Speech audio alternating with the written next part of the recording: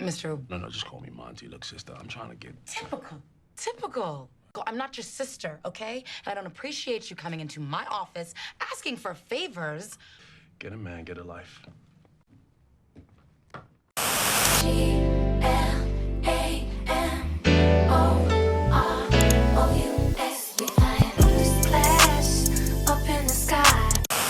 You ever notice how in a Tyler Perry movie, it's always the successful, got it all together woman who just can't find a man to save her life?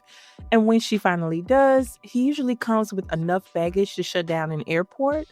Daddy's Little Girls is no different. We've got Monty fighting for his kids, a baby mama straight up out of a soap opera, and Julia trying to balance love and litigation, all wrapped up in the classic Tyler Perry formula we know all too well.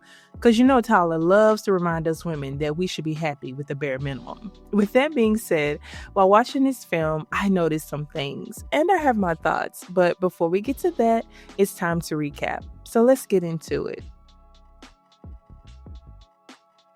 The movie starts with us meeting Monty, the main character of this film. We also meet Willie, his boss, and Maya, a neighborhood friend. Monty was a mechanic for the time being, but planned to purchase Willie's shop from him. Since Monty was struggling a bit financially, Willie insisted that he take over a driving position that one of his associates had walked away from. Monty doesn't want to do it. He doesn't care to be around stuck-up types, but Willie reminds him that if he plans to purchase the shop one day, he'll need the funds to make a down payment. After his shift, he comes to pick up his girls from their grandmother, Catherine. Poor Catherine was coughing all over the place. Clearly, her health was in question, but she still managed to care for the girls.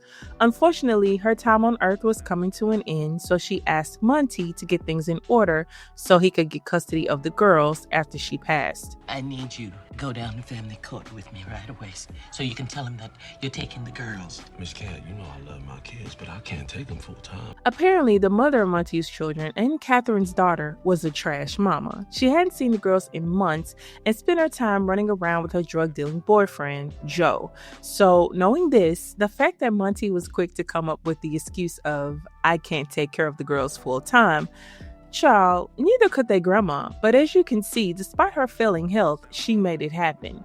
She warns him of the things that could happen if they were to go with their mom, but Monty was still coming up with excuses. It wasn't until she said that she was dying that he took her seriously. Why don't you say something? Why didn't you tell me this?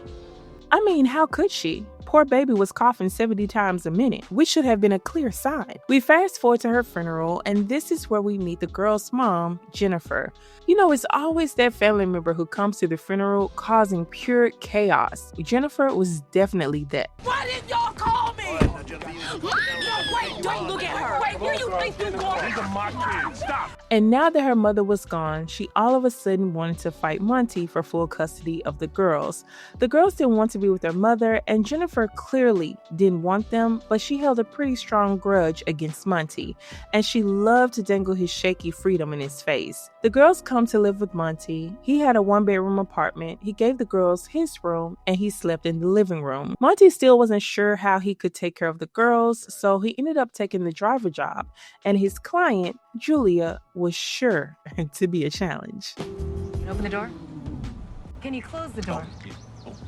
While Julia was in one courtroom, Joe and Jennifer were in another. Joe had money and resources. One of those resources was a lawyer who could get him out of any bind he placed himself in. Joe, Jennifer, and Monty end up crossing paths as Monty is outside waiting for Jennifer. Jennifer could never walk away from a chance to taunt Monty. Look at him, Joe. I think he getting mad. He ain't gonna do nothing. He's so scared to go back to jail. Shortly after, Julia's friends, Cynthia and Brenda, bully their way into her car. When Monty tries to tell Julia about her surprise guest, she ignores him and demands that he open the car door. As he's driving, he overhears Cynthia and Brenda talking to Julia about her love life. They'd been trying to set her up on a blind date, and she'd been ducking and dodging them. Do you know what your associates are saying about you at the office? And they also say that you would be a nicer person if you just got laid. Or maybe she just needs to stop taking her frustrations out on everybody. Just a thought. We get a glimpse into this tragic blind date. Y'all got Chinese food? You know what? Just give me some scrimps, man. Some hot sauce. Julia. You know I never make a fool of y'all. Julia was only 31, a successful lawyer, and had a lot going for herself. Yet and still, her friends tried to convince her to relax her standards. All I want is a man who knows when to hold me and rub my feet and make me feel safe. No, sweetie, it's all possible if you just relax your standards a little bit. Girl. Julia was just asking for the bare minimum, but you know how your boy is about women asking for things. Shortly after, Monty receives a call regarding the girls, and instead of dropping Julia off, he takes her with him to the hospital to see about the girls. Against her will, of course. As he goes in to see what's up with the girls, she's left in the car fuming. Turns out one of the girls started a fire trying to cook and nearly burned the house down. So now CPS has chosen to give Jennifer temporary custody. Yeah, CPS did not do their research. Julia comes in just in time to see all of this. While she was upset at first, she feels bad about what's happened to Monty, and she takes it easy on him. I'm sorry about before. Are they gonna be okay? If you don't mind, I don't want to talk about it. Still, Julie ends up firing Monty. Monty feels down about the situation and feels there isn't any hope. But of course, he goes to church. There's always a church scene. And receives that push to keep going. And not this man being the preacher. Child. I won't. Anyway, Jennifer was setting the ground rules for the girls. Of course, the girls were miserable and wanted no parts of their mom. Jennifer wanted the oldest daughter to be part of the family business. She wasn't with it though. We fast forward to Monty being called to the school because they found weed on his daughter. She tells him she was forced to do it to keep Joe from hurting him. Shortly after, Jennifer and Joe came to the school and things escalated. Monty felt stuck between a rock and a hard place. He wanted to protect his girls, but Jennifer and Joe made it hard and they taunted him at every turn. Monty, feeling desperate, decided to show up to Julia's office to ask her to help him get his kids back. While he's explaining his situation, he slips up and calls her sister, and she takes it way too personal. Mr. No, just call me Monty. Look, sister, I'm trying to get... Typical. I'm not your sister, okay? And I don't appreciate you coming into my office asking for favors. Get a man, get a life. I like that straight to the point shade. She was doing a bit too much. We go to another one of Julia's tragic dates. The date appeared to be going well at first. I mean, homegirl was almost ready to excel, but then... Who the hell is this, Chris? This is his family. Get away from my daddy, Trail. Julia decides to help Monty and represent him in his custody case, even though she wasn't even a family lawyer. But she felt bad for him, I guess. And it was around this time that Julia started feeling some butterflies for Monty. We go to a neighborhood meeting with the mayor. The community was angry about Joe and people like him bringing drugs and criminal activity to the neighborhood. Ironically, one of Joe's lawyers was in attendance, so we can pretty much assume the mayor and whoever else didn't really care about the people in the community. Julia and Monty began working on his case. Things are looking good so far, but Julia needed to know if there were any surprises, things that could be used against him in this case. And before he could answer, she received a call from her girls. It was Julia's birthday. She wasn't planning to celebrate, but Monty suggested that she should, and with him and some of his friends from the neighborhood. It was rough at first, but once she got some of that potent hole-in-the-wall liquor in her, she was just fine. Child, Tyler loves a good old forbidden attorney-client romance, don't he? But after the party was the after party, but unfortunately, it was over before it could really begin. And honestly, it was for the best because with her being that drunk, things might go left. In more ways than one. It didn't take long before Julia's friends picked up on her new vibe, and the nerve of them to be judgmental after the men they tried to set her up with. The driver? The driver? Oh, hell no. Are you out of your mind? They warned her about Monty and what guys like him may come with. Somehow, Monty convinced Julia to meet the girls. Let's just say it was interesting. So, you have to be... Don't come up in here like you know us. They have a good dinner, I guess. After Julia and Monty talk about their feelings, they both admit that something was there and that they should see it through without the pressure. The next day, Monty learns that some neighborhood thugs got a hold of Willie and threatened him.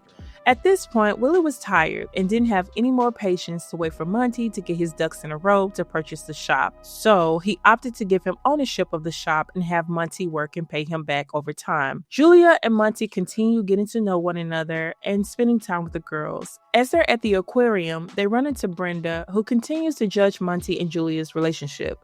Even though Brenda was rude, I see where she was coming from, and I'll get more into this in my final thoughts. Julia tells Monty how certain people in her life look down on them, and she admits that she thinks about the challenges they will face as a couple. As she tries to confide in Monty, he checks out of the conversation, which is kind of a red flag. For some reason, Monty thought it was a great idea to drop the girls off with Julia in the car, knowing their mother would more than likely see them together. This was way too messy. After the kids got out of the car, Julia tells him about her last relationship and how it hurt her so much that she lost her desire to date and be in a relationship. You know, the typical, the last man hurt me so bad and I just couldn't bear to go on, but then came you with all your baggage and now I'm ready to love. I just don't know how.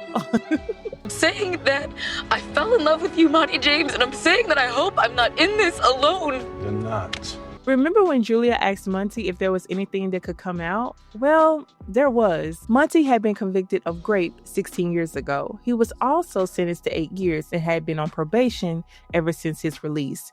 Being that Julia had been internalizing what her friends were saying about Monty and dealing with her own doubts, she doesn't even give him a chance to explain. Julia is heartbroken, and her friends were there to help her lick her wounds and simultaneously pour a teensy-weensy bit of salt on them. Is it as bad as it sounds? It's as bad as it sounds. Later that night, the girls came to Monty's to see him. Turns out, Joe hit China because she was crying and wouldn't stop. Monty decides that the girls would stay with him, even though it goes against the current custody arrangement. Monty was so pissed about everything, losing the girls, losing Julia, not being able to defend himself, that he left the girls in the house, even after what happened last time, and takes a night drive. As he's driving, we learn that Monty did not grape anyone. He was set up and falsely accused. As he continues to drive, he ends up running into Jennifer and Joe. Is it me, or was this scene given Training Day, but in the worst way possible? But Monty finally gets a hold of Joe and kicks his ass, as he should. Monty draws out all the neighbors who were sick and tired of being sick and tired, and they help him beat up Joe. The next morning, Julia sees news coverage of what happened with Monty. It's here where she learns he was falsely convicted, so she runs to his hearing. Well, the funniest thing happens in court. All the neighbors stand up to Joe and serve as witnesses to his criminal activity while turning a blind eye to Monty beating his ass. I'm sure we have a witness. May I have one of the witnesses please stand at this time? Your Honor. I'm dismissing the case. Of course, Monty and Julia make up and he gets full custody of the girls and he becomes the owner of the car shop. All in one day. We love to see it, I guess. Of course, that's the end of the movie, and here are my final thoughts. Same script, different movie, yet again.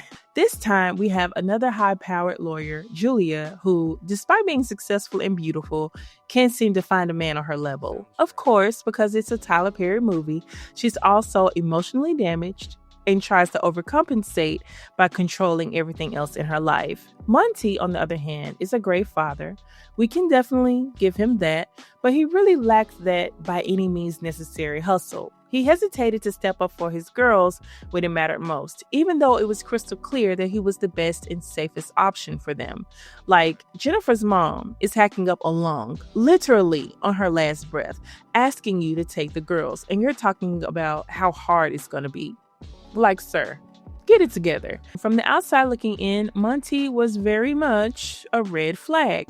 Julia's friends were a little harsh, but they weren't wrong to be concerned. Think about it. He had 3 kids, baby mama drama, a job that didn't pay well, an open custody battle, and a criminal record that, at face value, looked real suspect. Love is blind, but girl, not that blind. Even with all of Monty's good qualities, the optics weren't great, and Julia honestly needed to slow down and really think about what she was getting herself into. Also, Monty really dropped the ball by not being upfront with Julia about the full story behind his conviction, especially since he knew it would come out in court. That could have saved them both a lot of heartbreak and confusion. As for Jennifer, I still don't understand why she hated Monty so much. Like, was it jealousy, resentment, bitterness? It was never explained, and it made her character feel one-dimensional. Typical Tyler Perry villain with no real motive besides being evil for evil's sake. And don't even get me started on that courtroom scene. Jennifer cussing out the judge, talking crazy in court, and just walking out free. Real life would have had Jennifer in cuffs before she even made it to the second sentence. But anyway, this isn't Tyler's worst to me. I feel like this came out during that time frame right before it got insanely repetitive and ridiculous. So this film doesn't bother me as much as the others. Plus, Idris is my husband in my head, not yours, but mine. Period. No arguments. Anyway, that's it for this review. Please like, comment, and subscribe if you haven't already. As for the next review, all I'm going to say is, this is an older film released in 1981, and it's a cult classic. It gave us one of the most infamous movie moms of all time. Hide your kids, hide your feelings, and most definitely hide your wire hangers. See you next time, you guys. Bye.